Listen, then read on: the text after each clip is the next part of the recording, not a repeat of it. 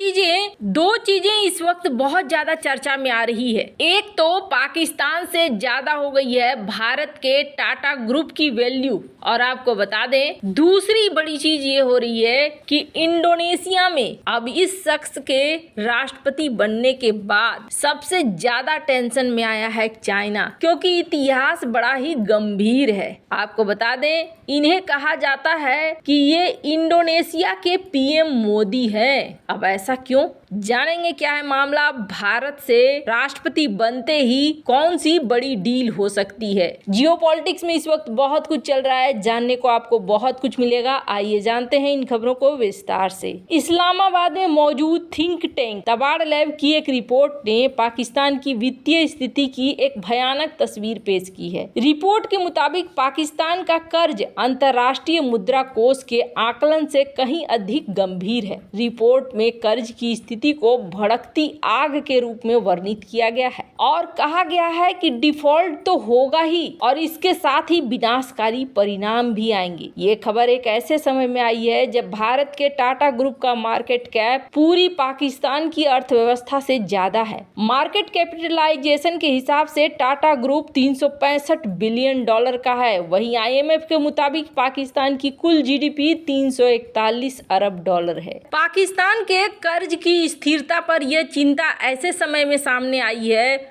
जब मतदाताओं के बीच पहले से ही अर्थव्यवस्था को लेकर निराशा है। पाकिस्तान में हुए चुनाव ने इस अनिश्चितता को और भी ज्यादा उजागर किया है। देश का शेयर बाजार पहले ही निगेटिव रूप से प्रभावित हो चुका है और प्रधानमंत्री पद के उम्मीदवार शहबाज शरीफ ने संकट को रोकने के लिए एक नए IMF बेल आउट पैकेज की तत्काल जरूरत पर जोर दे दी है। खैर, जहां ये पाकिस्तान की स्थिति है तो वहीं दूसरी तरफ इंडोनेशिया में एक ऐसा शख्स राष्ट्रपति बन गया है जिसे इंडोनेशिया का पीएम मोदी कहा जाता है। आपको बता दें सबसे पहले तो ये कि दुनिया के सबसे बड़े मुस्लिम देश इंडोनेशिया के नए राष्ट्रपति प्रबोवो सुबियांतो चुने गए हैं और विशेषज्ञों के मुताबिक सुबियांतो के सत्ता में आने के बाद अब भारत के साथ रिश्ते और मजबूत होंगे। इंडोनेशियाई राष्ट्रपति चुने गए सुबियांतो देश के रक्षा मंत्री रह चुके हैं और विशेषज्ञों के मुताबिक भारत के साथ रक्षा संबंध को वो मजबूत करना चाहते हैं। सुबियांतो ने फिलीपींस की तरह से ही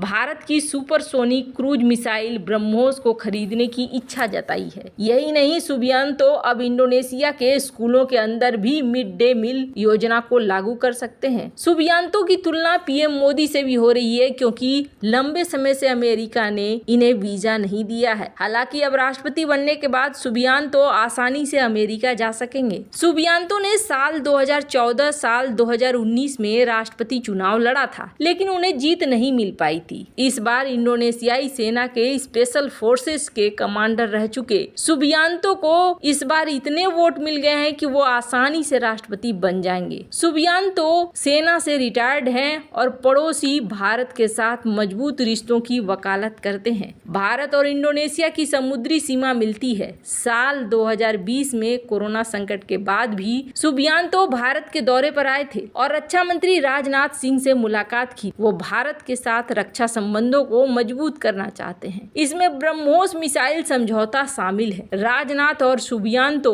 ने रक्षा संबंधों को मजबूत करने पर जोर दिया था और इसमें भी खास तौर पर समुद्री इलाके शामिल हैं। दोनों देश की सेनाएं ट्रेनिंग और अभ्यास करती रहती हैं। अगर ऐसा होता है तो फिलीपींस के बाद इंडोनेशिया ऐसा दूसरा देश होगा जो ब्रह्मोस मिसाइल खरीदेगा। इस सुपरसोनिक क्रूज मिसाइल को भारत और रूस ने मिलकर बनाया है। भारत और इंडोनेशिया में भारतीय ब्रह्मास्त्र की खरीद को लेकर बातचीत हो चुकी है। विशेषज्ञों के मुताबिक सुबियांतो भारत की बहुत सफल मिड डे मील और दूध योजना को अपने देश में स्कूलों में लागू कर सकते हैं। सुबियांतो ने चुनाव प्रचार के दौरान इसका कई बार उल्लेख किया था। सुबियांतो के भाई हाशिम देश के बड़े उद्योगपति हैं और उनके भारत में काफी ज्यादा बिजनेस संबंध है। निजी बातचीत में सुबियांतो एशिया में गठबंधन बनाने की वकालत करते हैं जिसमें भारत भी शामिल है। हालांकि अमेरिका समेत कई पश्चिमी देश उनके खिलाफ मानव अधिकारों के उल्लंघन का आरोप लगाते रहे हैं। अमेरिका ने तो उन्हें वीजा नहीं दिया था। ये ठीक उसी तरह था जैसे पीएम मोदी को प्रधानमंत्री बनने के पहले तक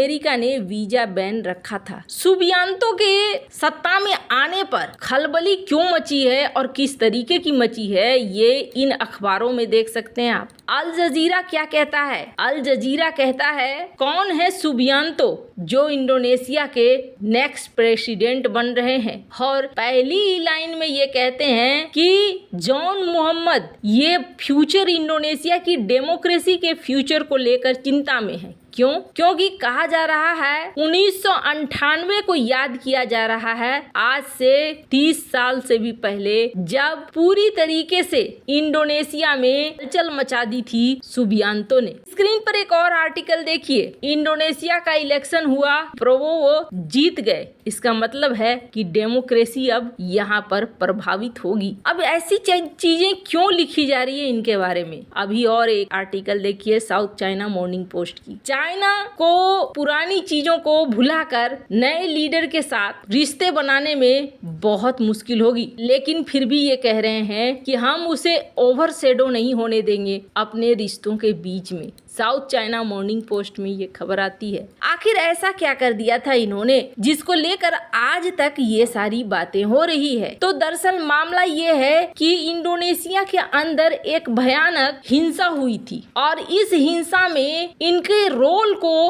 आज भी माना जाता है कि इनका रोल संदिग्ध रहा है। इन्होंने जो भूमिका निभाई थी ये भूमिका संदिग्ध रही है। 1998 में ये हिंसा हुई। इस हिंसा में बहुत सारे चाइनीज लोग मारे गए थे और उसके बाद जो जांच वगैरह बिठाई गई उसका कोई फायदा नहीं हुआ। इसलिए फायदा नहीं हुआ क्योंकि जो आरोप लगे वो आरोप कभी भी सिद्ध ही नहीं हुए और मारे गए लोगों में ज्यादातर चाइनीज लोग थे। यही वजह था कि यहाँ पर इनके ऊपर प्रतिबंध लगा है। और आपको बता दें इनका जो रवैया है, इनका रवैया एकदम से अलग है और ये रवैया है इनका, ये डिफेंस मिनिस्टर तक पहुंच गए बड़े आराम से। डिफेंस मिनिस्टर के तौर पर ये हमेशा पुराने राष्ट्रपति को ये कहते थे कि इकोनॉमिक रिश्ते को कभी भी डिफेंस के रिश्ते में या विदेश मामले में मत लाओ। वो हमेशा चाहते थे कि चाइना, कोरिया, जापान, यूएई ये इकोनॉमिक पार्टनर तो हैं और चाइना की नेवी जिस तरीके से करती है हमें एक्टिव रहने की जरूरत होगी और हमें इसे आसान भाषा में नहीं लेना होगा। आपको बता दें यूरेशियन टाइम्स के इस आर्टिकल को देख सकते हैं आप, इसमें पूरा डिटेल दिया हुआ है कि किस तरीके से ये राजनीति में घुसे और राजनीति में घुसने के बाद आज ये राष्ट्रपति बन गए हैं और चाइना इनसे बहुत ज्यादा टेंशन खाता है। वैसे आपकी इन सब मामले में क्या राय है कमेंट कर जरूर बताएं। जल्द मिलते हैं अगले वीडियो में नई खबर के साथ।